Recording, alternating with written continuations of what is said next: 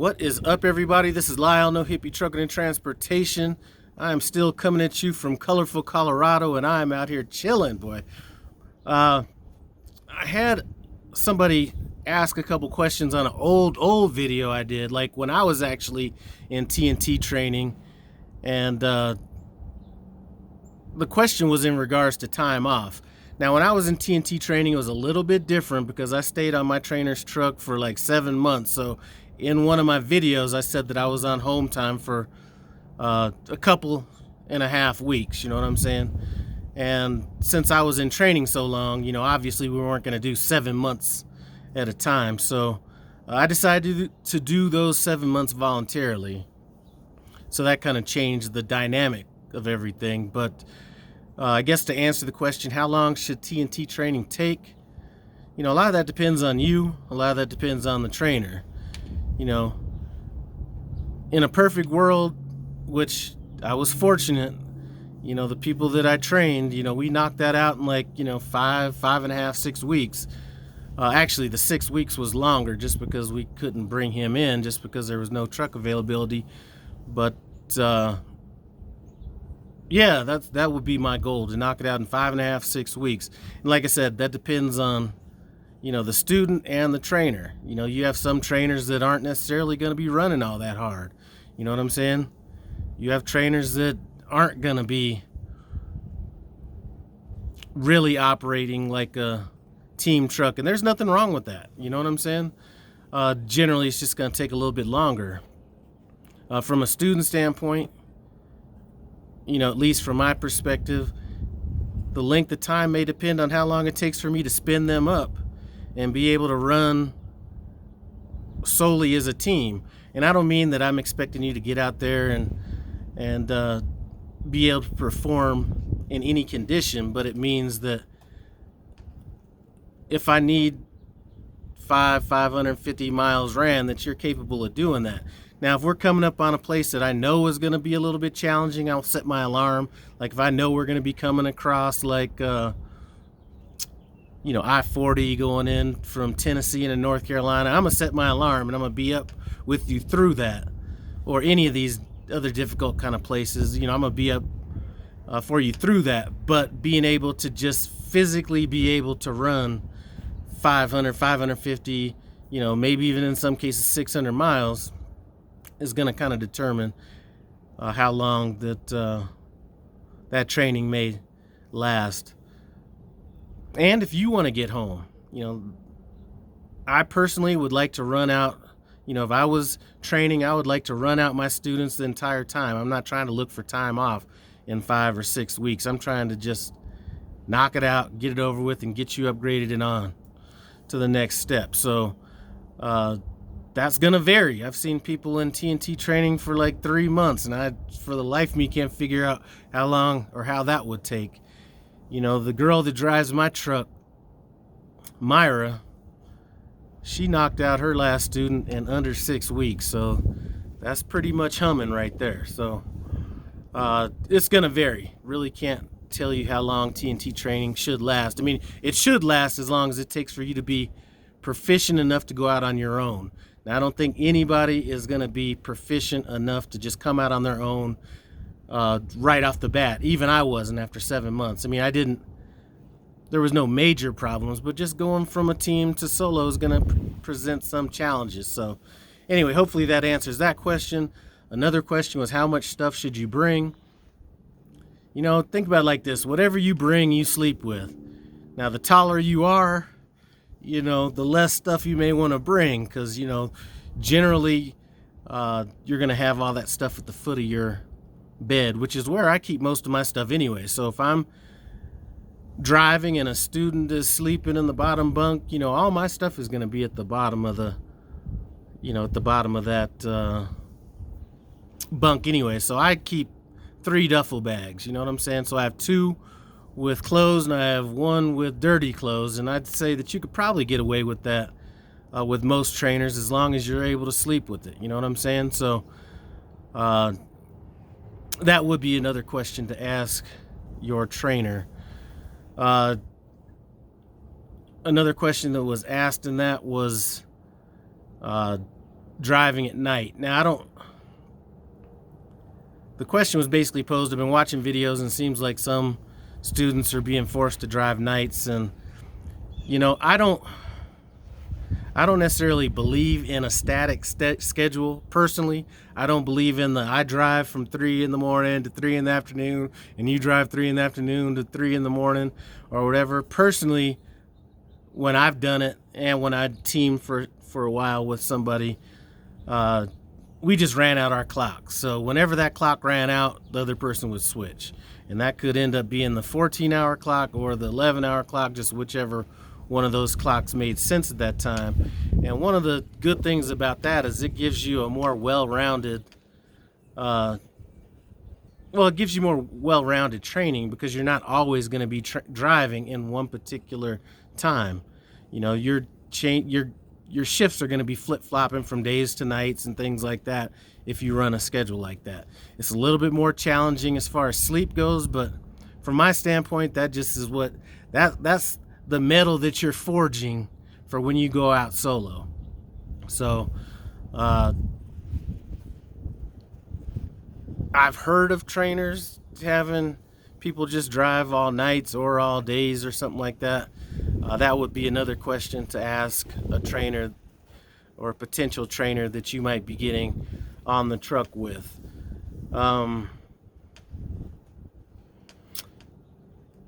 Just some other stuff that I've heard, not necessarily a question on any of my videos, was a statement that was made about a trainer just trying to make money off your miles and stuff like that. And I cannot disagree with that statement more than anything. In reality, the fact that as a TNT student you're getting paid $900 a week, I think is more than adequate for a training experience. If you look at a lot of college internships at major companies, things like that, some of them will pay a little bit, some of them will pay, but a lot of these are going to be unpaid internships and things like that. So while your trainer may be making more money training you, I don't think that it is in any way should be looked at as they're making money off of you. Because if it was all about the money, Prime, Swift, Sierra England, CRSC, Rail, any of these companies that train would not have a shortage of trainers. So definitely don't look at it like that. And if you are, personally myself, I've never ever had a student or another person on my truck outdrive me. I just won't let it happen. And that could be miles, that could be hours, that could be whatever, because I'm the one that's setting the tone. Not everybody's going to be like that, but like I said, you have to look at it not necessarily from what somebody else is getting from you, but what you're getting out of the experience. Trying to think, what else was there? There was another question that I had that's on the tip of my tongue that I just can't think about right now.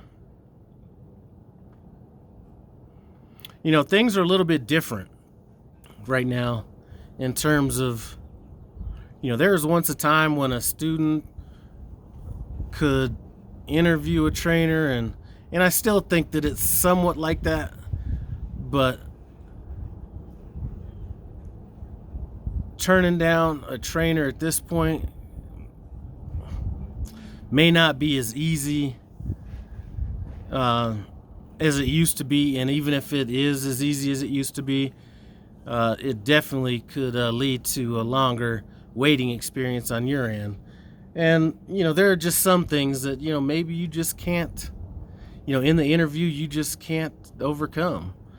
I had a student turn me down, and I think that it was possibly a racial situation, which I'm fine with. I'm personally am not under the belief that black people should train black people and white people should train white people, and Mexican people should train Mexican people, and all that. I'm not under that belief, but I certainly got that vibe when I had a student turn me down. And listen, if you're on either end of that, if you're the person that doesn't feel like somebody that is outside of your race or something can train you, I would just possibly keep that as real as possible. Maybe not tell them specifically that, but if you think it's going to hinder your training experience, I would definitely try to stick to your guns on that. As fucked up as that is. Let's see. What was the other question? Hold on a second. Let me pause this right quick. You know, I just paused this thing and I cannot remember what the damn question was, but one thing that you definitely have to do in any of this training is take accountability of your training.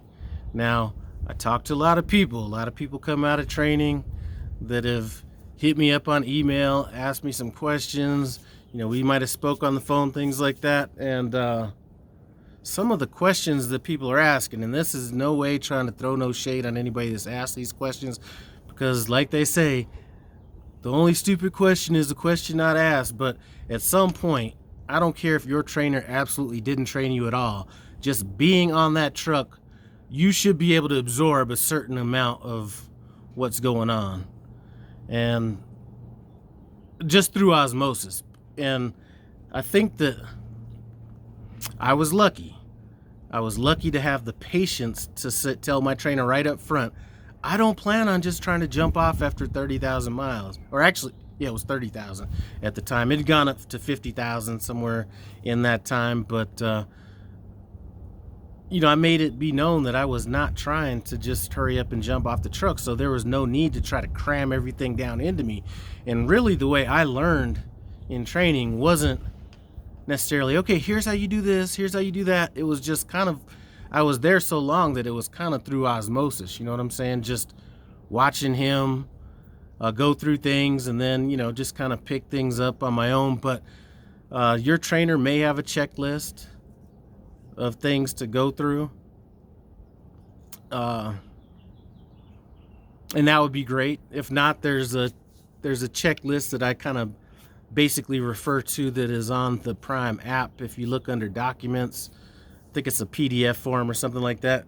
You can kind of look through some of that stuff. That gives you a basic outline of what you're going to want to try to get covered while you're in TNT training. But like I said, 30,000 miles is not a lot of miles. 30,000 miles, and Prime, that is a long time. There are some of these companies that do this stuff in like a week, 10 days, you know, a lot shorter period of time. And you can tell by looking at some of these videos of some of these people that are out here that are getting off their trainer's truck way sooner than they should, struggling with stuff that really is not things that should be, anybody should be struggling over. So, but 30,000 miles is quick. So definitely ask questions. During that last 10,000 miles, you should be, you know, trainers all train different. What I tried to do once we got within them last 10,000 miles was, you know, I was the steering wheel holder, or tried to be the steering wheel holder, and let them handle any of the other work, unless I understood that it was going to be cutting into their sleep and all that kind of stuff. So I might drive somewhere and be like, all right, go check in. All right, go drop the trailer. All right, go ahead and plan out the route. Do whatever. But if that's not happening, you definitely have to ask questions. And for all these people, you know, I've always said, take this business from being a transactional business to a personal business. Get to know your fleet manager, and it doesn't have to be over the phone. It could be over text. Your logs advisor, people that you're in PSD training with right now, even your PSD trainer, and not necessarily to be talking to while you're in training, but, and I'm not sure if I mentioned students that you're with and through PSD if you happen to be doing it on the pad, but that's a wealth of information right now. So if there's 3 you guys that you've made contact with while you're in PSD training, and all 3 you guys don't necessarily know how to do 100% of the job, you know, if you put all 3 of your heads together, you guys might at least be able to come up with 97% of the job. You know what I'm saying? So always try to network, things like that. And I thought if I kind of rambled on enough, I'd be able to remember what my last damn question was, but I don't think I'm gonna get to that. And we're stretching this video out like Thanksgiving turkey right now. So let me try to wait just a couple more seconds, see if it comes to me right quick.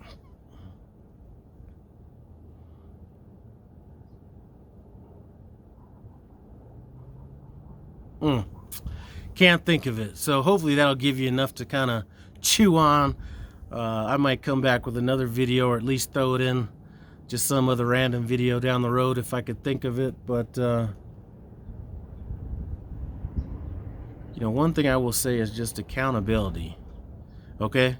And as bad as this is gonna sound, if you come out of TNT training and you don't know at least what it takes to be somewhat proficient out there on your own, that is not your trainer's fault. That is your fault. Okay? Because like I said, through osmosis, you should be able to learn some of this stuff. Okay? And if you don't learn it like just from watching, you should learn it from actually doing it. You know, one thing, okay, this wasn't a question, but here's one thing that I kind of told my the guys who were on my truck was, there's a YouTube channel called My Trucking Skills, and I used to have them watch that channel just to give them some just to give them the basics of backing. You know what I'm saying? I think it's a way to kind of speed things up. He does a whole bunch of different backs from a bunch of different angles. Rather than watching other little dumb stuff, like if you're gonna go to bed, instead of, you know, playing video games on your phone and, you know, watching, you know, random YouTube videos, try to make every amount of time that you have available useful. So that could be, you know, I think backing is probably one of the good things, but anything trucking related that you think is gonna assist you in doing your job down the road. But anyway, I don't think I'm gonna remember that damn question, but like I said, hopefully that gives you enough to chew on. I do appreciate you guys stopping by No Hippie Trucking and Transportation. Comment, subscribe, and I'm out.